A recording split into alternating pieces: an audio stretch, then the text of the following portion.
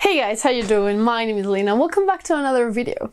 So today we're going to talk about the most surprising books that I read this year. Yes, we're in that time where we're just going to do like end of the year type of videos.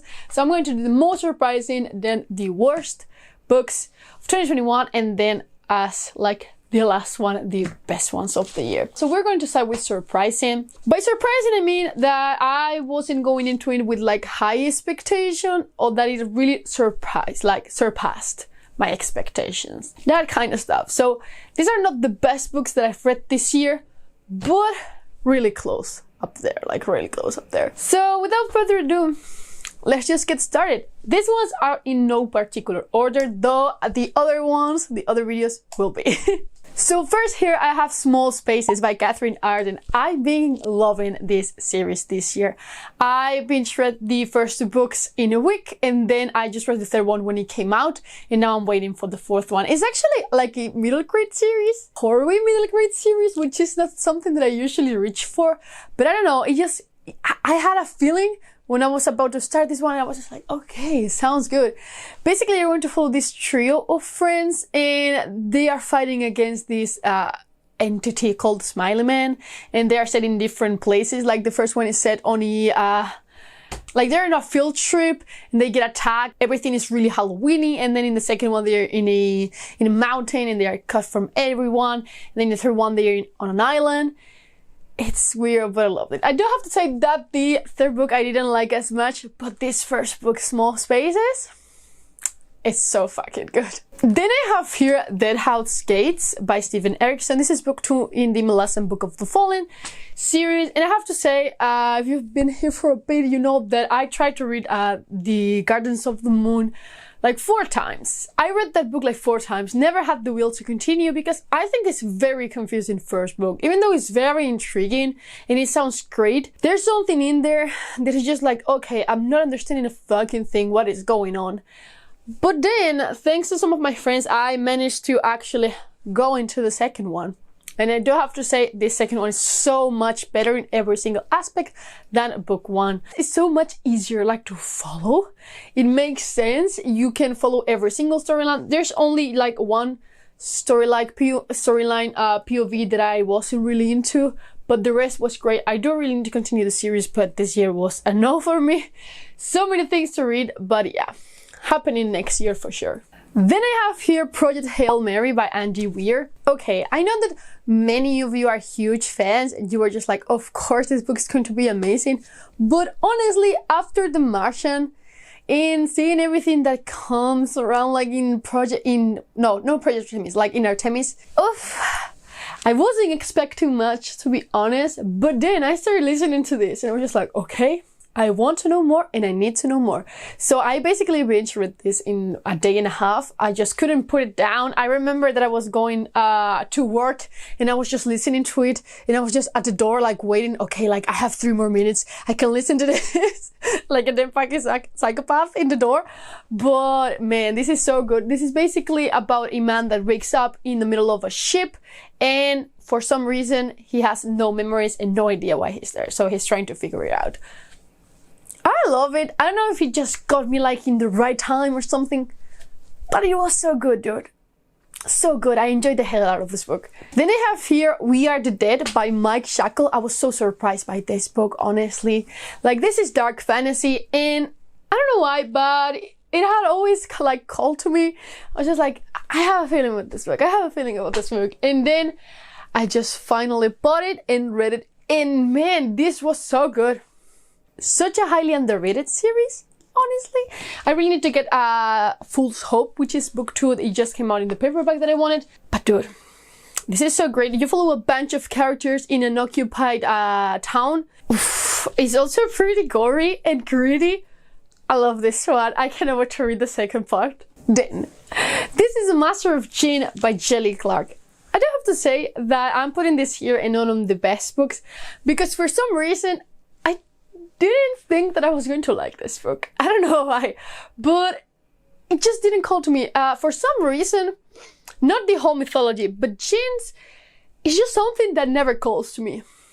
In general, that's one of the reasons why I just don't enjoy as much City of Brass There's something about them, I just don't care.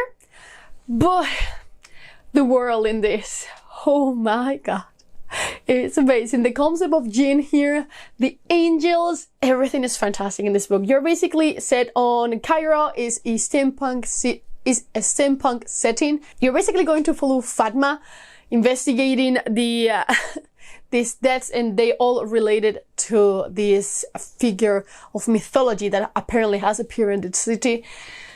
Oof, dude, it's so good. I just love this one so much. It's so good. I do really want to read this. I'm in love with this world in general. I've read the novellas, and it's not something that I usually do, honestly, but it's just so good in general.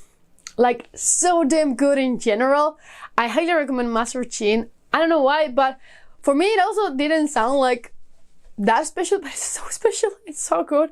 Check this one out. So I also have here The Memory Police by Yoko Ogawa. I lucky knew that I was going to like it because my friend Angela had read it, so she was just like, yeah, it's great.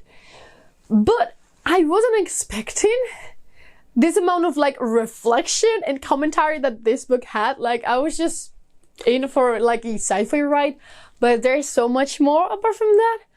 I wasn't expecting it at all. So it caught me out of like with my guard down, and I was just like, okay, this is actually fantastic. But yeah, I really don't want to spoil anything. This is basically a book about things that suddenly disappear from reality, and you have the memory police. They are responsible for kind of making you forget because if you remember these things that disappear, they're basically going after you. It's super good. You're going to follow this writer, and her editor is actually being chased down by the memory police. It's great. It's great. Please just check this one out. Then I also have here The Ghost Bride by Yang Zicho.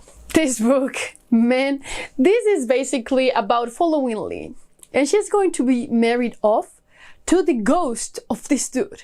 It's a tradition called, you know, like a ghost bride. Basically, you marry a ghost to just like pacify them. She's basically sent to the house of this family, and from that she's going to learn kind of how the underworld, the Chinese underworld works. It's just great. Like, honestly, this book is so great. It surpassed my expectations by a mile. Like, I wasn't thinking I was going to enjoy this one so much, but I got it out of a recommendation from you guys, and it was so good, honestly. Like, so good. There is also like not a heavy romance, but there's romance in here definitely, and it didn't bother me at all. Like, this one is great. I'm so happy that I read it, even though the cover is between beautiful and very cheesy.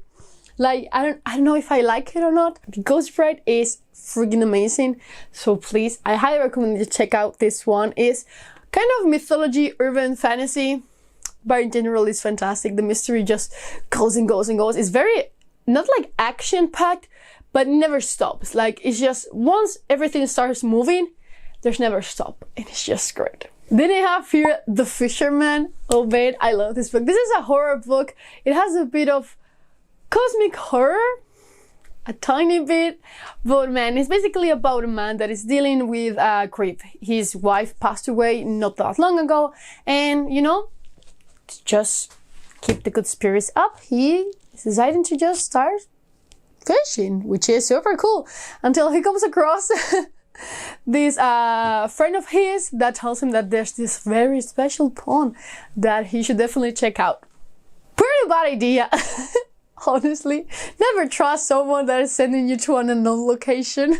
But it's great. I'm not going to spoil anything else, but we have like a dual POV here that comes across. Maybe I do feel like it was a bit disjointed for like the main thing that I wanted to know about, but still, this book is so good.